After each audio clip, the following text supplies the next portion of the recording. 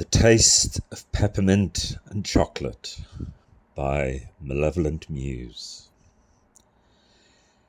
Head drooping, Colin felt a touch dishevelled as he slid his spare key into the lock.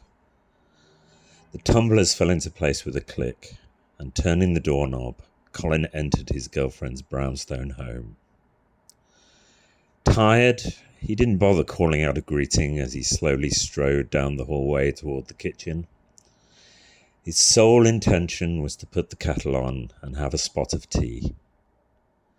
Colin knew, however, that if he didn't get started as soon as he walked in, then it was unlikely he'd have time to have any tea at all. It only stood to reason that Catherine Elizabeth would want his full attention now that he had returned to Brooklyn from a full day of attending auditions in the city. Colin walked into the kitchen, the muffled thud of his boots making the hardwood floor creak. Looking around, he realized that Catherine Elizabeth was already in the room. Sitting with her back towards him, she sat hunched over the table's surface, fully engrossed in the book in her hands. Next to her sat a mug of some steaming dark liquid, frothy remnants lingering along the rim.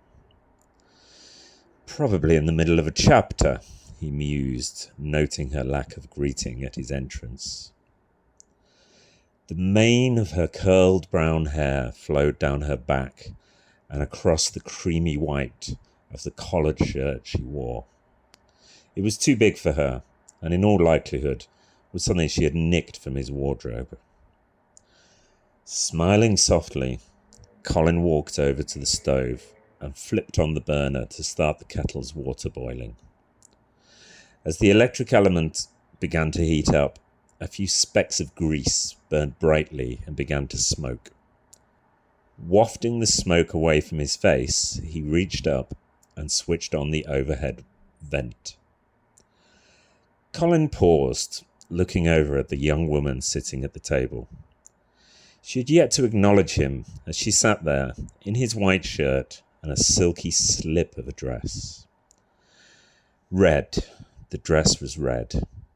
It wasn't a colour she typically favoured, but she looked damn fit in it. Closing the distance between them, Colin leaned down and pressed his lips to the crown of her head. Catherine Elizabeth practically ground. Took you long enough. Aren't you even going to say hello? Standing up and turning round, she pushed the chair that was between them out of the way.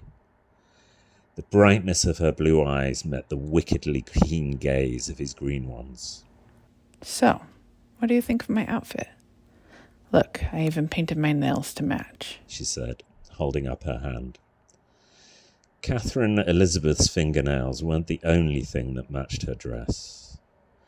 With a smirk, he leaned in and kissed her again. This time he captured her red lips with his own. Embracing her, he deepened the depth of his tongue. Any subsequent words or sentiments that might have been spoken were drowned out by the collective movement of their mouths. Colin could not help but notice the sharp yet sweet taste of peppermint and chocolate lingering on Catherine Elizabeth's tongue. The flavour of it only made him want to taste her more. With an involuntary sigh, his breath mingled with hers, and each movement he made with his lips and tongue was immediately reciprocated. Their shared desire for one another was palpable. Raising her arms, she wrapped them around his neck. His hands descended, and, gripping her waist, Colin lifted her up and onto the table behind her. Her mouth eager and her hands relatively unencumbered, Catherine Elizabeth grabbed the edges of his jacket, only to push it back and down his arms, ridding him of it. Next, she tugged at the edges of his black t-shirt, lifting it up. Nipping at his lower lip before breaking their kiss, she pulled his shirt over his head. "Ouch," he teased. Colin's heart was thumping in his chest, and each one-syllable declaration was punctuated by breathless pants.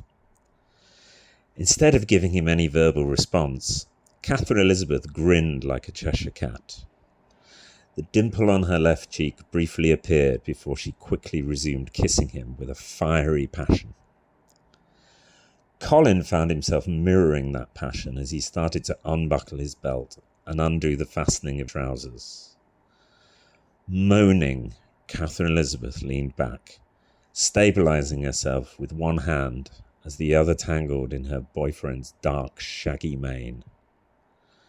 With the long lines of her neck exposed, he could not resist the urge to kiss the bare skin beneath her jaw.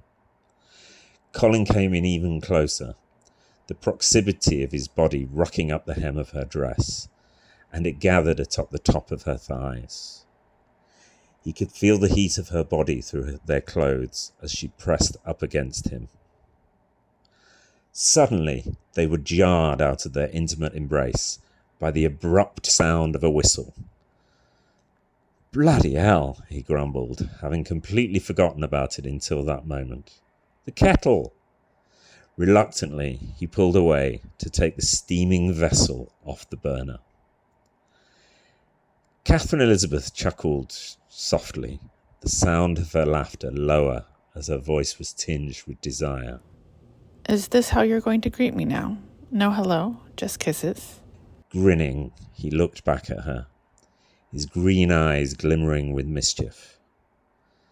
"Perhaps," he replied, returning to her. "We'll have to see."